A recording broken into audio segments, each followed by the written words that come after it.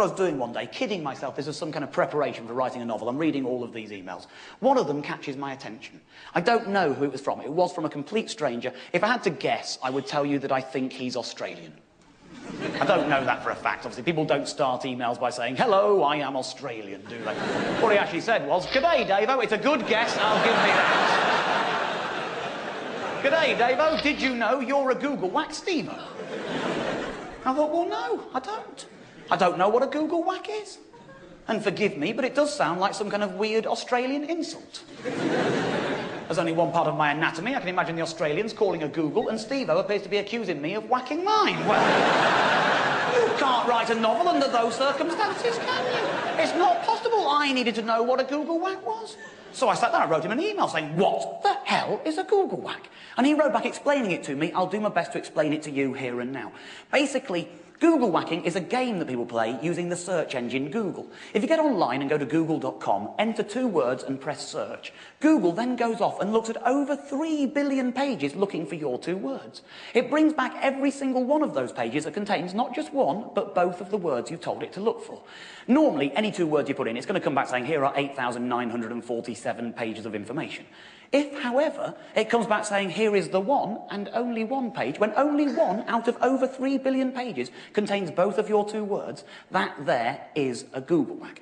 Now, I'll give you an example to make it really clear, and I'll use the one that Steve-o had found. When Steve-o said that I was a Google whack, he didn't mean that my name, Dave Gorman, was one. He means that my website, davegorman.com, contained one. He'd gone to Google, he'd entered in the 2 words, Francophile and namesakes, and if you do that, Google looks like that, and as you can see, that is just the one hit there, results 1 to 1 of 1. I'm not making that up, it's the real deal.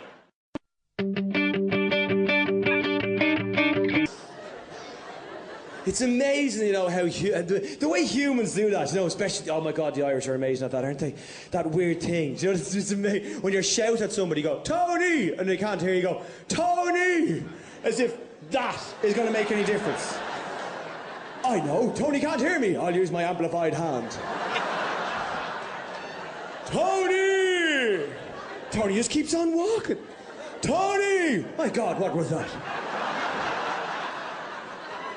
Did anybody hear my name being called from afar? Tony!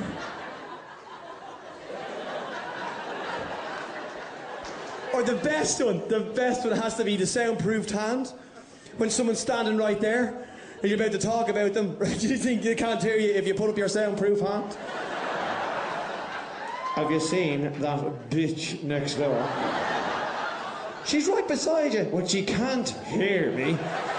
I have my soundproof hand up against my mouth. There's no way anybody but you can hear me. It's only the right side of this can anybody hear, not this amazing soundproof hand. The worst one has to be, who the hell is that down there? Oh, yeah. What? There wouldn't be any work for opticians if that fucking worked. Can you read the bottom line? A, B, no. Oh, hang on a second. X, B, Y, Z, F. I have a magic hand. But then when you walk out,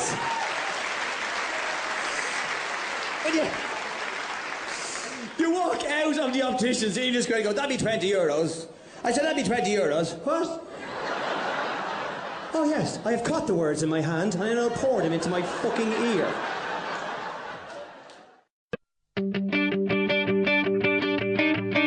For a while, I was so pissed off about it, I was thinking about going to see The Wizard of Oz, see what he could do.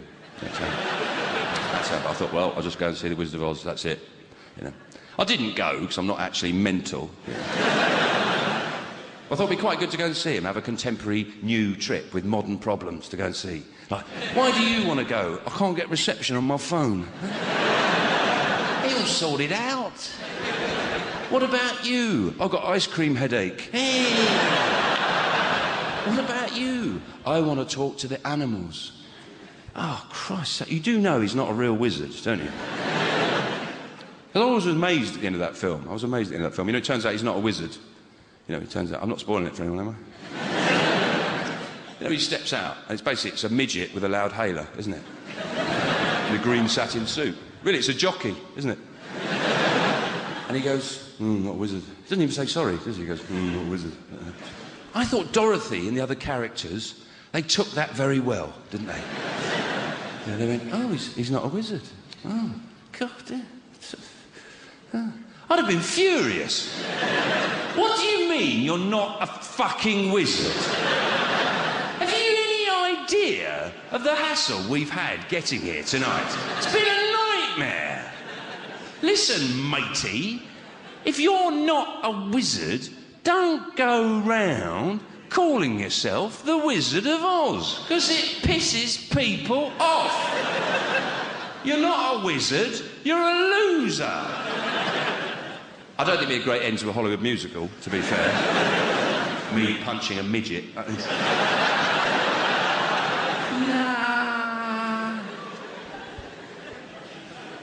As you can see, I'm quite stressed about the whole thing.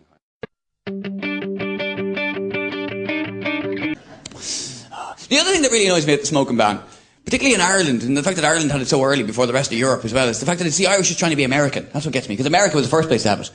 You know, it's the America, California, first place to have a statewide ban on smoking. I remember being in California after they brought in that smoking ban, and then going back to Ireland and doing jokes about it. Should have kept my fucking mouth shut.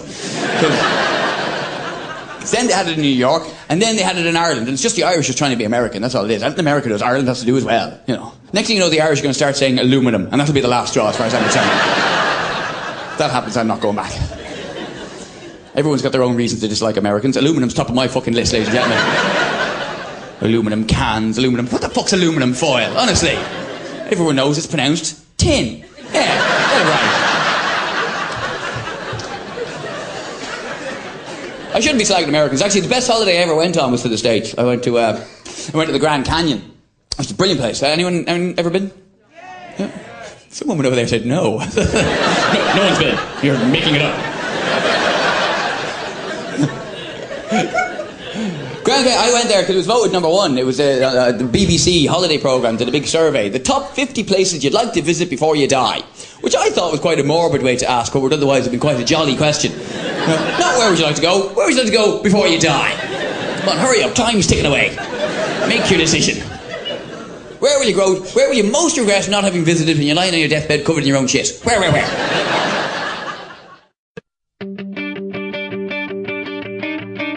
So, you know, look, we do what we can, people. And I know as an American I should be apologizing for everything. All the crap that we drag into. The ongoing thing in Iraq. We don't like to call it a war in America. They never say war on CNN. They always go, more pockets of resistance were met today.